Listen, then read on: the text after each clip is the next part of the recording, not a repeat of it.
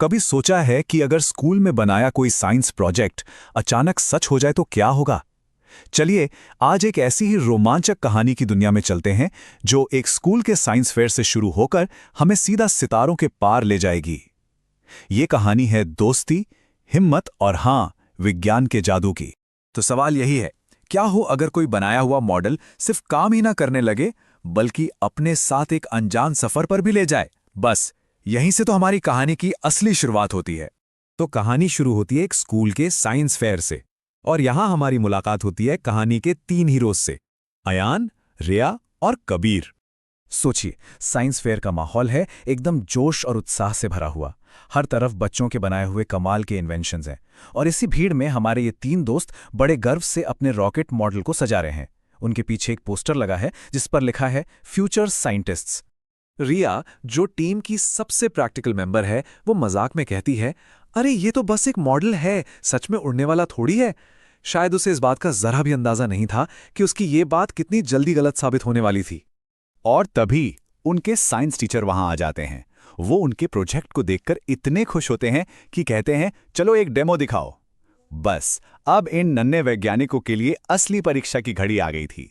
अयान पूरे कॉन्फिडेंस के साथ कंट्रोल पैनल का बटन दबाता है। सबकी नजरें रॉकेट पर टिकी हैं, और फिर शुरू होती है उल्टी गिनती। 3, 2, 1। और फिर वुश, एक तेज आवाज होती है और रॉकेट सच में लॉन्च हो जाता है। लेकिन सबसे कमाल की बात तो यह है कि वो उन तीनों दोस्तों को भी अपने साथ आसमान में ले उड़ता है। और बस यहीं से कहानी लेती है एक ऐसा मोड़ जिसकी किसी ने कल्पना भी नहीं की थी। स्कूल का मैदान अब बहुत बहुत पीछे छूट चुका है और एक अनजाना सफर शुरू हो गया है। जब उनकी आंखें खुलती हैं तो जो नज़ारा वो देखते हैं वो हैरान करने वाला था।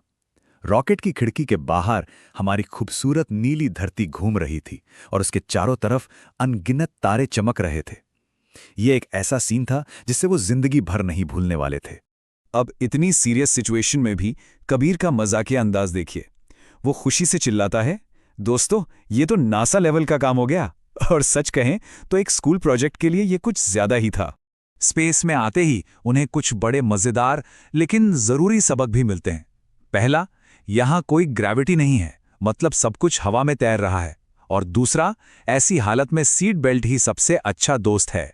तभी रॉकेट का एक छोटा सा रोबोटिक असिस्टेंट एक्टिवेट होता है और उनका मिशन एकदम साफ कर देता है, सीखना और सुरक्षित घर लौटना। चलो, कम से कम अब उनके पास एक गाइड तो था। एडवेंचर तो ठीक है, पर अब आती है असली चुनौती। सवाल यह है कि क्या वो घर लौट पाएंगे? लेकिन उनका ये जो एक्साइटमेंट था वो जल्द ही चिंता में बदल जाता है जब डैशबोर्ड पर एक लाल बत्ती चमकने लगती है, फ्यूल गेज, और वो दिखा रहा था सिर्फ 5%। ये एक बहुत बड़ी मुसीबत थी। कबीर की आवाज में डर साफ सुना जा सकता है, अब क्या होगा? और उसका डरना तो बनता भी है। सोचिए, घर से लाखों किलोमीटर दूर, अंतरिक्ष के बीच में फंसे हुए, और फ्यूल लगभग खत्म। जब लग रहा था कि सारी उम्मीदें खत्म हो गईं, तब रिया एकदम शांत दिमाग से सिर्फ एक शब्द कहती है, टीम वर्क। और यही एक शब्द उनकी आखिरी उम्मीद बन जाता है। और फिर क्या था, बिना एक पल गवाए तीनों अपने अपने काम में लग जाते हैं। अयान तेजी से बटन्स ऑपरेट करता है, कबीर लीवर संभालता है, और रिया अपने मैथ्स के स्किल से घर वापसी का सबसे छोटा और सेफ रास्ता कैलकुलेट करने लगती है। हर कोई अपना बेस्ट दे रहा था। उनकी मेहनत, उनका टीम वर्क आखिरकार रंग लाता है। ये सफर सिर्फ स्पेस का नहीं था, बल्कि एक बहुत बड़ी सीख का भी था। और अब वक्त था हीरो की तरह घर लौटने का। और फिर एक हल्के से झटके के साथ थंप, वो वापस उसी स्कूल के मैदान पर सेफ लैंड कर जाते हैं जहां से ये अविश्वसनीय यात्रा शुरू हुई थी। वो घर आ गए थे। जैसे ही वो रॉकेट से बाहर आते हैं, पूरा स्कूल तालियों की गड़गड़ाहट से गूंज उठता है। उनके टीचर उन्हें बेस्ट इनोवेशन अवार्ड देते हैं। आखिरकार उनका प्रोजेक्ट सचमुच में काम कर गया था। वो भी क्या खूब।